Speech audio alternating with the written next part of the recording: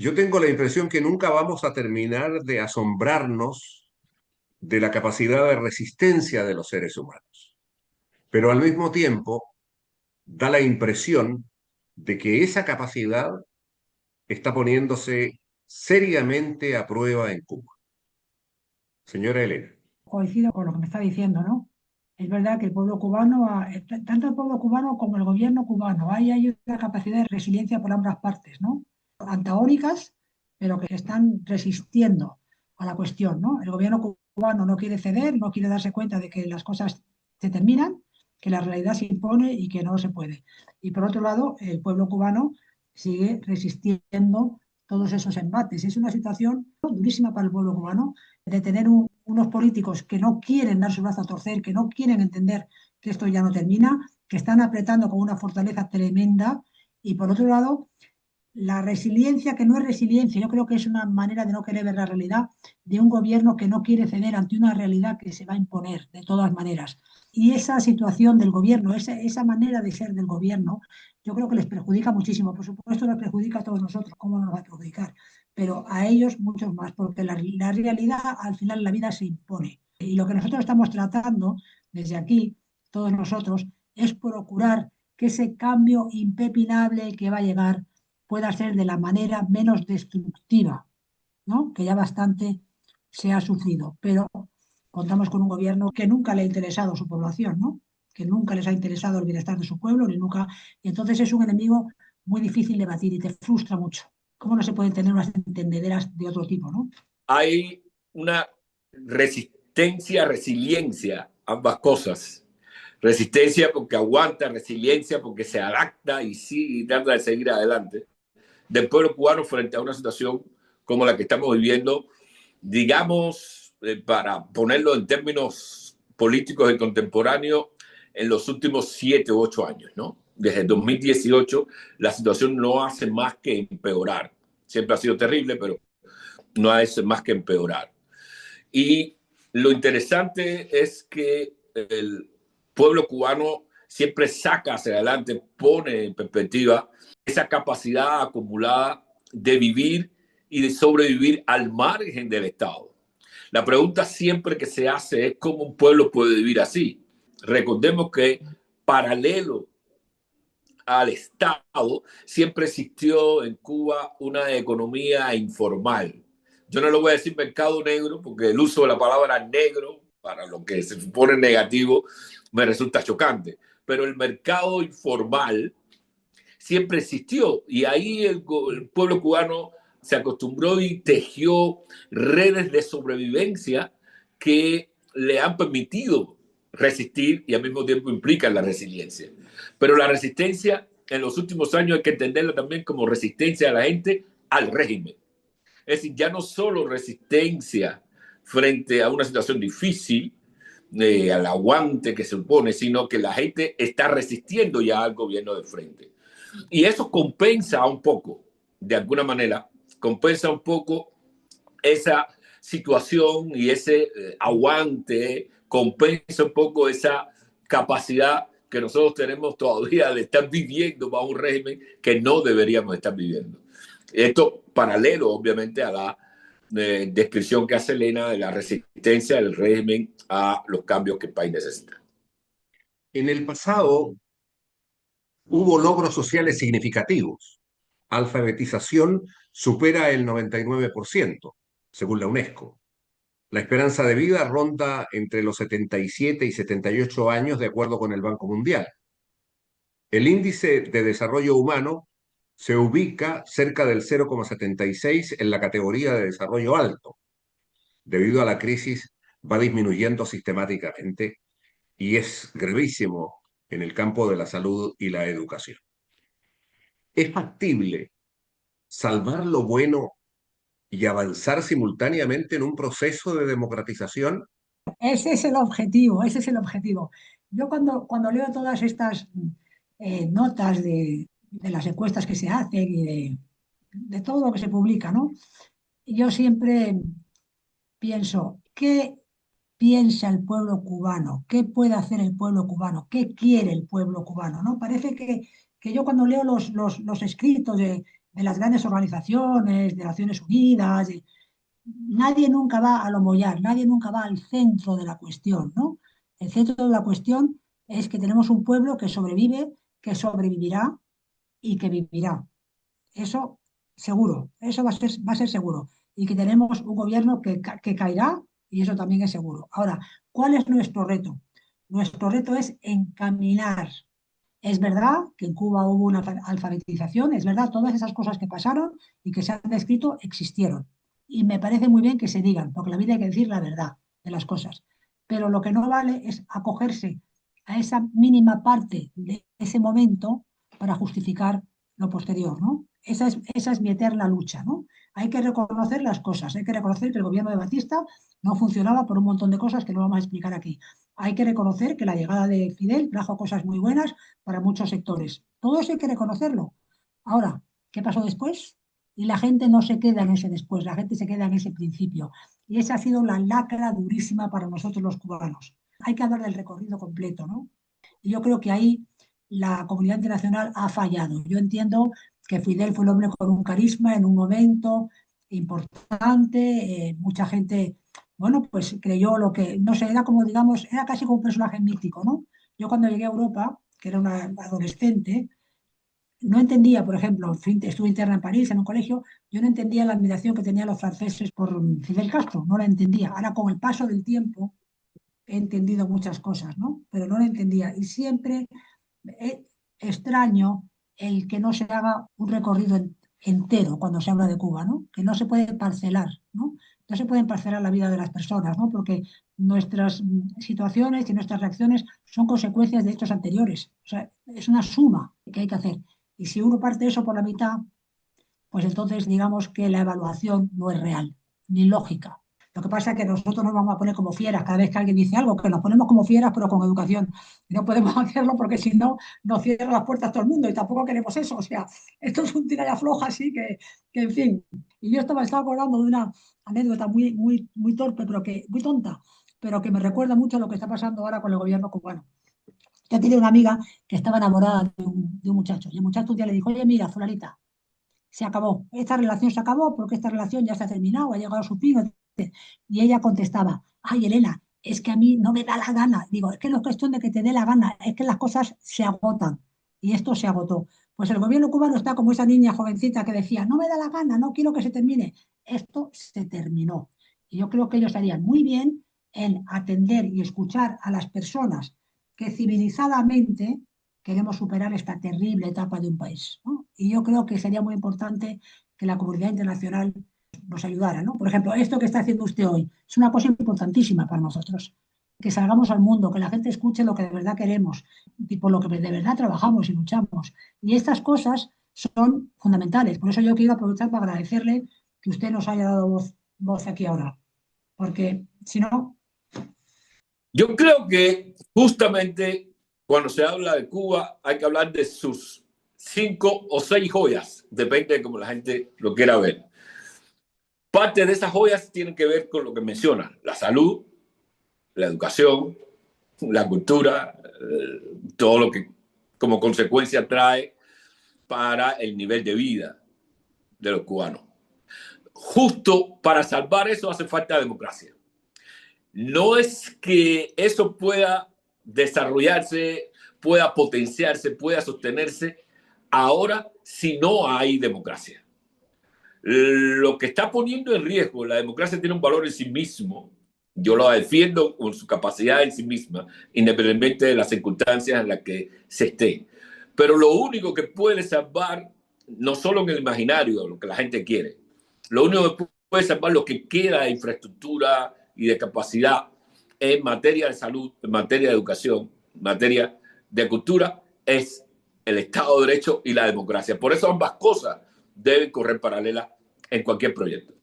Hay un aspecto esencial que divide en estos momentos a todos aquellos que están hartos del gobierno de Cuba, y ese es el factor de los Estados Unidos. Una parte lo perciben y lo desean como una liberación. Otros rechazan la intervención con el argumento de que es un problema que deben resolver los propios cubanos. Y esta división los abarca a todos, ¿no? De afuera y a los de dentro. Así es verdad. Yo creo que desde mi punto de vista, yo creo que una invasión no es lo más aconsejable, ¿no? Que para acabar, digamos, con este régimen, sí creo que es necesario el apoyo de un gobierno como el de Estados Unidos, ¿no? Un gobierno cercano, con mucha fuerza, con mucho poder, siempre y cuando vayamos por el camino que todos nosotros queremos. Y la invasión, desde mi punto de vista, no es lo ideal. Vamos, no sé qué pasará, porque no tengo una bola mágica, pero no sería lo ideal. Lo ideal sería que en esas negociaciones se llegara a un acuerdo entre, digamos, las partes, donde siempre se contemplara la presencia de los cubanos. Porque estamos hablando de un país que se llama Cuba. No estamos hablando ni de la dictadura cubana, ni estamos hablando del régimen americano. Estamos hablando de un país que tiene personas, millones de personas, con nombre y apellido, que son los auténticos protagonistas de esta desgracia tan grande. Y si han sido los protagonistas de esta desgracia, tienen que ser los protagonistas de la liberación. Tienen que ser ellos. La conversación en torno a ese tema se pone intensa. Cada cierto tiempo en la historia de Cuba hay decía Santayana, de quien no aprende de la historia corre el riesgo de que se repita. Y hay historias que no deben repetirse. Mark Twain, más cómico, decía que la historia no se repite, pero rima. Creo que ahora estamos en ese momento en que la historia parece rimar de nuevo en esa dirección. Mire, eso ha sido una polémica que ahora coge intensidad, divide a mucha gente, incluso al interior. Debemos ser honestos y Elena me va a disculpar, pero al interior también del Consejo para la Transición Democrática hubo tensión, ha habido tensión en torno a esto, ¿no?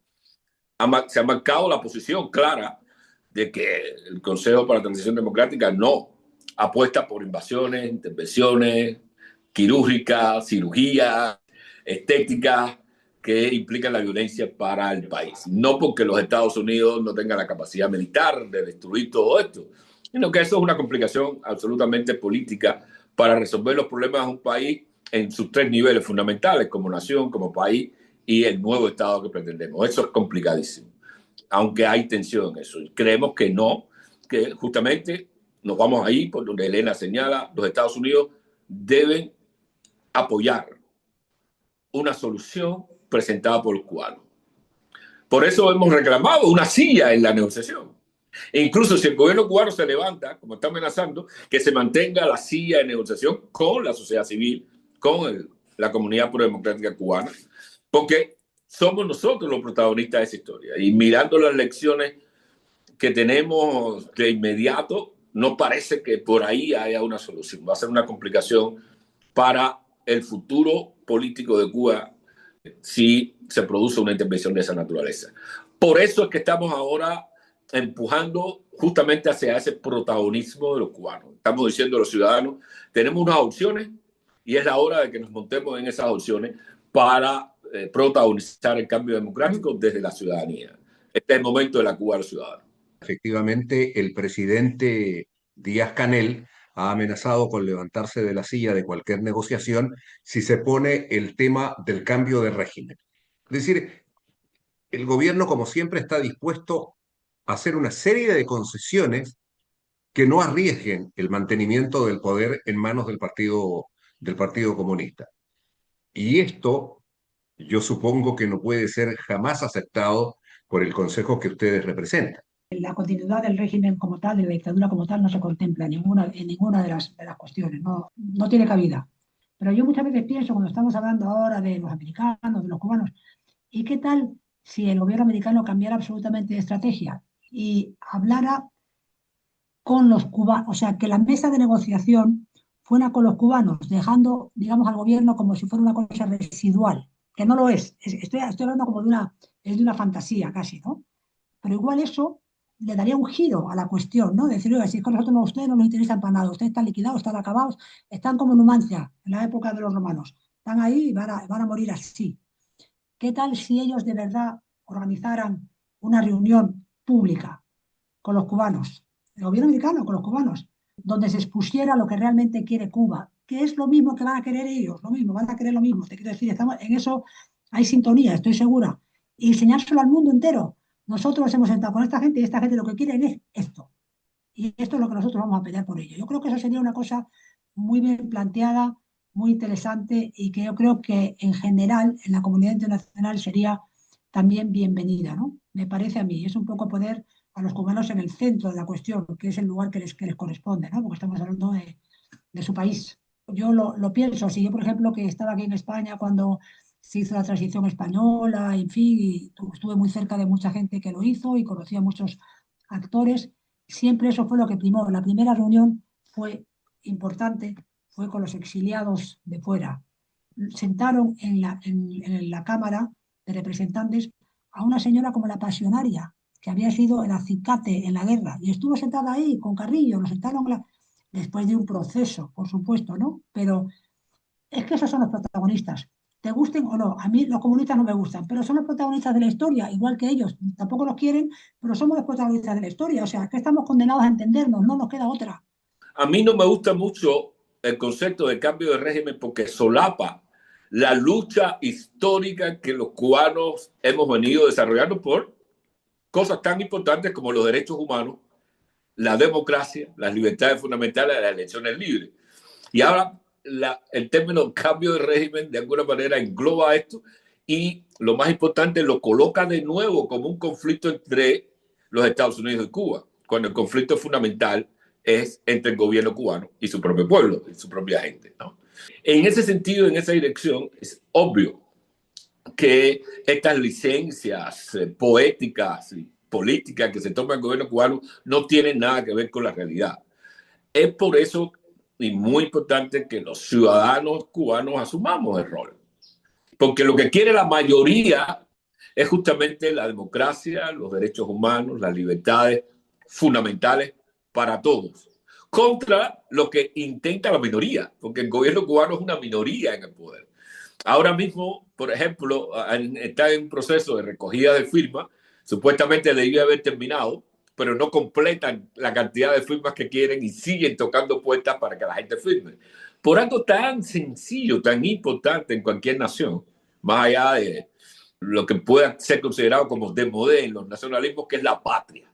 Es decir, cualquiera que esté identificado con la patria no duda un minuto en mostrar y expresar su amor y su capacidad y su disposición para defender la patria. Sin embargo, muchos cubanos, la mayoría de los cubanos no quieren firmar ese llamado que está haciendo el gobierno. Y eso es un mensaje claro que la sociedad sí quiere a su país, pero no quiere a su gobierno.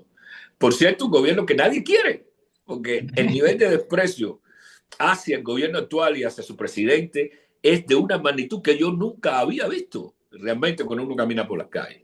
Por lo pronto, lo que estamos tratando de hacer entonces es decir, mire, racionalidad, moderación, uso de la ley, protagonismo ciudadano, diálogo, no desesperación. En un momento en que todo el mundo está desesperado, hay que mantener la mente fría, trabajar, buscar consenso y sobre todo enviar mensajes desde abajo al gobierno cubano de que queremos otra cosa. Y por eso el Consejo para la Transición Democrática no se desanima con esto. Y es muy buena la idea de Elena de que el gobierno de los Estados Unidos plante una mesa con la sociedad civil dentro y de fuera del país, claramente, para escuchar lo que tiene que decir este caleidoscopio de diversidad de actores de la sociedad civil y la comunidad prodemocrática de Cuba. Yo siempre digo que las mujeres fueron las que empujaron el 11J. Las mujeres fueron las que dijeron hasta aquí, mis hijos a la calle, hasta aquí. Y esas mujeres cada día van ganando un espacio más, cada día tienen menos miedo, cada día están más preparadas. Cuidado con ellas, ¿eh? Yo siempre digo que muchas veces cuando tú estás buscando el enemigo, lo buscas por aquí y resulta que está por el otro lado, ¿no? Cuidado con ellas. Yo creo que hay un cambio de circunstancias, ¿no? Sabes que lo que nos ha imposibilitado, en mi perspectiva, no necesariamente la de todos, pero lo que nos ha imposibilitado construir mayores espacios sólidos frente a la represión del gobierno cubano es que durante mucho tiempo la oposición ha hablado de transición pensando en revolución. Y entonces eso ha agotado la energía porque lo que levanta una revolución son entusiasmos y no procesos políticos. La transición tiene que ser un proceso político. Tienes que acumular pasos. Tienes que caminar en la dirección en la que cuando avances 3 metros, esos 3 metros sean irreversibles, que es lo que ha logrado el Consejo para la Transición Democrática. Hemos avanzado unos metros que ya son irreversibles como alternativa frente a la sociedad. Esa mentalidad es la que estamos llevando ahora en la dirección del cambio, en una nueva circunstancia, justamente, que Elena describía y en algún modo calificaba, que es un nuevo despertar de la conciencia de los ciudadanos. Yo siempre menciono que la sociedad cubana se ha autodemocratizado a pesar del régimen, de una manera, digamos, caótica, sin grandes instituciones, pero se ha autodemocratizado a pesar del régimen. Está por delante en muchas materias, yo diría en casi todas, del propio gobierno, en imaginación, en inteligencia, en capacidad, en resiliencia, en inventiva, en ideas, en conocimiento de las habilidades. Nada hay que ver más que la publicidad que hace el régimen, una publicidad kitsch, aunque dice Lipovetsky que kitsch también vale, y la publicidad que hace la sociedad civil, de una agilidad y de una imaginación tremenda. Y esa diferencia estética indica por dónde va la sociedad. Esta es la nueva circunstancia que no existía antes, con una maduración política de determinados sectores que entendemos que la manera de hacer avanzar la sociedad y los cambios democráticos pasa por el control ciudadano de los recursos que realmente tiene. No imaginar que vamos a tener anillos de armas para derribar un régimen. Eso no lo vamos a tener, pero sí tenemos la ley.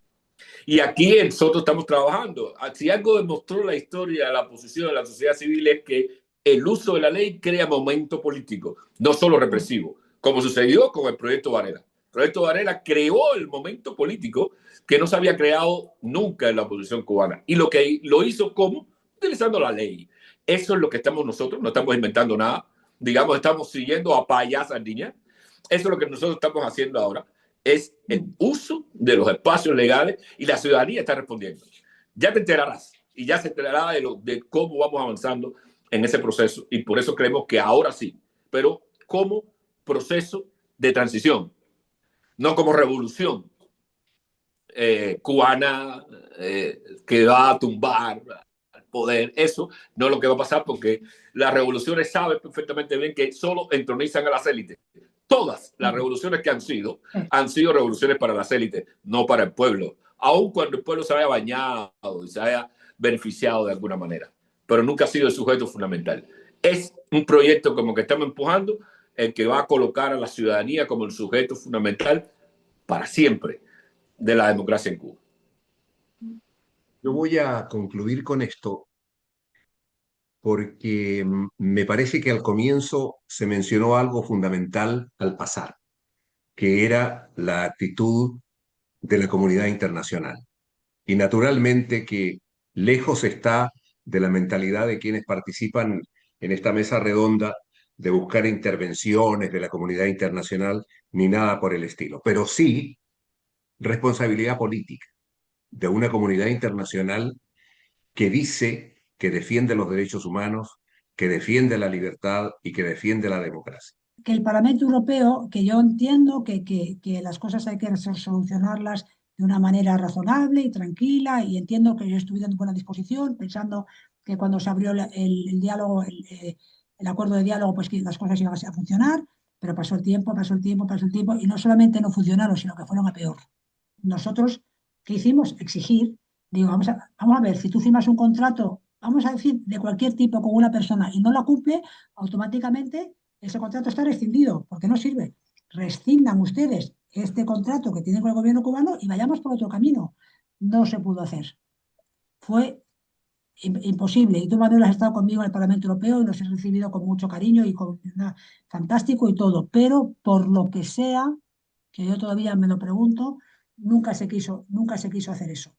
Manuel, antes que usted responda, me da la impresión que existe, no digo en todas partes, pero sí en muchos sectores de la comunidad internacional, lo que podríamos denominar el peso de la nostalgia. El peso del mito es mucho más fuerte que la realidad específica y concreta de no solo lo que está aconteciendo en el mundo, sino de Cuba, ¿no? Ese peso del mito está determinando mucho política exterior, pero también la hábil explotación que el gobierno cubano ha hecho de su conflicto con Estados Unidos, David y Goliat. Explotación e instrumentalización de unas malas relaciones también ha trabajado a favor del gobierno cubano y ha sabido explotarlo. Ambas cosas están funcionando entre el peso mítico y la realidad geopolítica del conflicto entre país grande, líder en el mundo, potencia fundamental, y aparentemente un país pequeño, también imperialista, por cierto, durante mucho tiempo, ¿no? Sin embargo, yo creo que la comunidad internacional puede entender, por muchas razones, las paradojas siguientes. Quien está defendiendo el liderazgo de alguna manera de un país frente a la ambición de una autocracia como Rusia, es un país con el que casi nadie contaba en Europa. Miraban ahí que es Ucrania. Ucrania es hoy el líder global en la Unión Europea frente a la autocracia.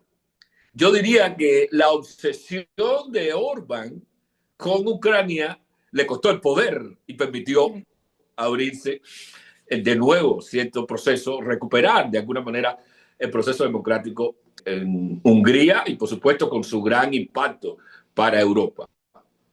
Ese mismo modelo es el que debe aplicar la comunidad internacional hacia Cuba. La defensa de los valores democráticos globales, de los derechos humanos a nivel mundial, que sabe todo el mundo que están en recesión, sino retrocediendo, pasa por apostar hacia la defensa de la democracia y apoyar la democracia de un país pequeño como Cuba, una isla. Bueno, tiene la misma dimensión de Holanda si se quiere, pero en todo caso es un país pequeño en el continente y en el hemisferio occidental. Ahí es donde se pueden defender los valores que están asentados en las democracias desarrolladas, en los países del primer mundo, justamente en lo que alguien llamaba las periferias del país, del mundo. Y ahora mismo hay una contradicción, y es que, por ejemplo, Europa apostó mucho a negociar con el gobierno cubano, ahí está el acuerdo de diálogo y cooperación, a invertir, y lo que está sucediendo es que el gobierno cubano está mirando a los Estados Unidos y no está mirando a Europa. Europa está ahora mismo arriesgando la posibilidad de tener influencia en Cuba justamente porque su mejor apuesta habría sido la que nosotros estamos diciendo que debe ser ahora. Apoyar al Consejo para la Transición Democrática en Cuba, que tiene una propuesta de transición específica, por un nuevo comienzo le llamamos, donde recogemos los 10 pasos que son necesarios para caminar en la transición hacia el puerto de la democracia, empezando por la propuesta de ley de amnistía y de penalización del descenso. Ahí hay un proyecto concreto y la comunidad internacional debe hacerlo, y eso incluye, por supuesto, también Estados Unidos, pero debería hacerlo también los gobiernos de América Latina. Los gobiernos amigos del gobierno cubano en América Latina, México, Brasil, Colombia, justamente tienen dificultades dentro de sus países porque sus apuestas de apoyo hacia el gobierno cubano les está malogrando sus opciones, incluso dentro de sus propios países. Es decir, que la defensa de la democracia en un país como Cuba va a tener un impacto en la democratización misma y en la defensa de los valores democráticos en estos grandes países. Eso debe hacer Europa, eso debe hacer América Latina, eso debe hacer Estados Unidos, que hemos enviado una comunicación que sabemos ha sido bien recibida en la dirección de que hay que apostar por la sociedad civil cubana, por la comunidad prodemocrática cubana, que tiene propuestas concretas de transición. Ya veremos qué va a pasar después cuando la transición se asiente, cuando se dé el primer paso. Pero hay propuestas concretas y eso es lo que le estamos pidiendo a la comunidad internacional que podría hacer.